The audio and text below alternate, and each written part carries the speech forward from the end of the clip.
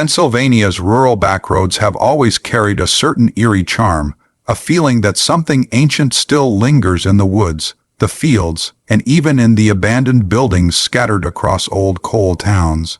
Many people describe strange sounds, unexplained disappearances, and dark histories that never truly left, and when you listen closely, you realize that these stories don't come from just one era, they've been happening for generations.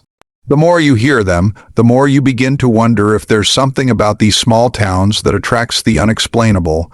The first disturbing story takes us to a quiet little town where an old coal mine sits abandoned at the edge of the woods. Locals say the mine was shut down after several miners went missing underground, though officials at the time blamed collapses instead of anything supernatural.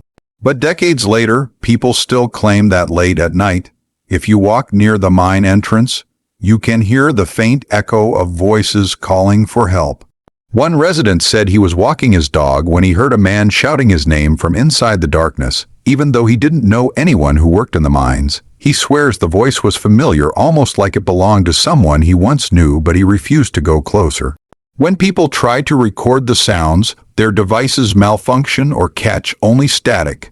No one knows exactly who or what is lingering inside that abandoned mine, but many people in that town avoid the area completely after sunset. The second story comes from a peaceful-looking neighborhood where families have lived for generations, but behind a row of modest houses is a stretch of woods where something strange has been seen for years.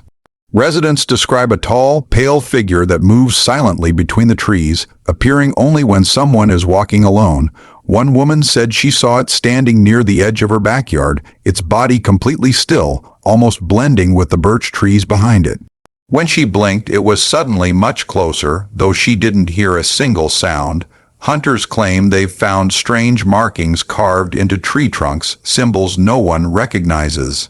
A teenager who once tried to follow the figure deeper into the woods was found hours later wandering near the road, confused and unable to speak for days.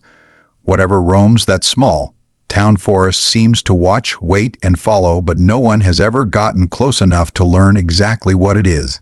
The third disturbing story involves an old farmhouse that has changed owners countless times because no one stays there for long.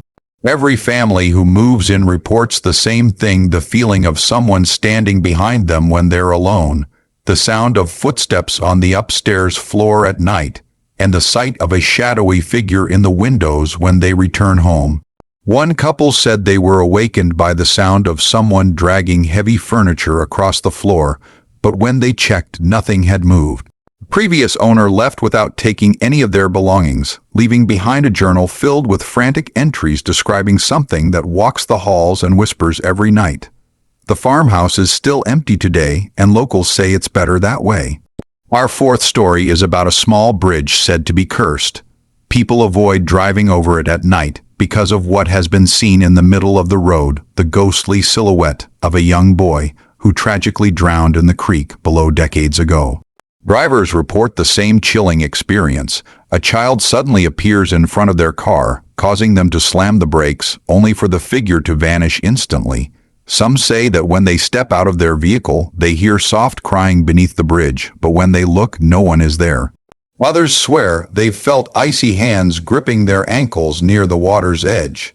The town tried to rebuild the bridge once, but the construction crew refused to return after their tools repeatedly went missing and strange footprints appeared in the fresh concrete overnight. The fifth disturbing story comes from a small town motel that has earned a terrifying reputation. Travelers who stay in room 7 often check out early, claiming they heard knocking on the walls from the empty rooms beside them, or saw someone standing at the foot of the bed who disappeared the second they turned on the light. One man said he woke up in the middle of the night unable to move, watching as a dark figure crawled out from under the bed and leaned inches from his face before fading away. The motel owners admit the room has a history. A person died there years before under mysterious circumstances, but they refuse to talk about it. Today, locals insist that anyone passing through town should avoid room 7 at all costs. The sixth story is about an abandoned school building that shut down suddenly in the 1970s. People say that late at night, the sound of children laughing echoes from inside, even though the structure has been empty for decades. Paranormal investigators who visited the building reported doors slamming shut on their own, old desks scraping across the floor, and the disturbing sound of someone running in the hallways. One investigator found handprints on the chalkboard that were remarkably fresh, as though someone had touched it just moments earlier. The most unsettling part, some handprints were much smaller than any adults. What happened in that school remains unclear, but the town refuses to tear it down, fearing it might disturb whatever remains inside. Our seventh disturbing story involves a narrow country road where countless drivers claim to have seen a woman in a long white dress walking alone at night. When they slow down to check if she needs help, she disappears instantly. People who have seen her describe the same horrifying detail. Her face looks completely blurred, like a smudged photograph. One man who nearly hit her said she appeared right in front of his car, but when he stopped, she was suddenly standing at the passenger window, tapping gently before vanishing into thin air. Locals believe she was a woman who died in a tragic accident on that very road, and her spirit continues to wander, forever looking for someone who never came to help her. In the eighth story, we travel to a quiet village where there's an old cemetery hidden behind a church. Strange events have been happening there for generations. Visitors claim they hear the sound of someone walking behind them even though they're alone. Some see figures standing between the gravestones, only for them to disappear as soon as they look directly. A groundskeeper once reported seeing candlelight flickering deep among the graves, moving as though someone was carrying it. But when he approached, there was no flame, just the overwhelming feeling that he was not supposed to be there. One terrifying account came from a teenager who said she felt a cold hand grip her shoulder so hard she screamed, yet no one was around her.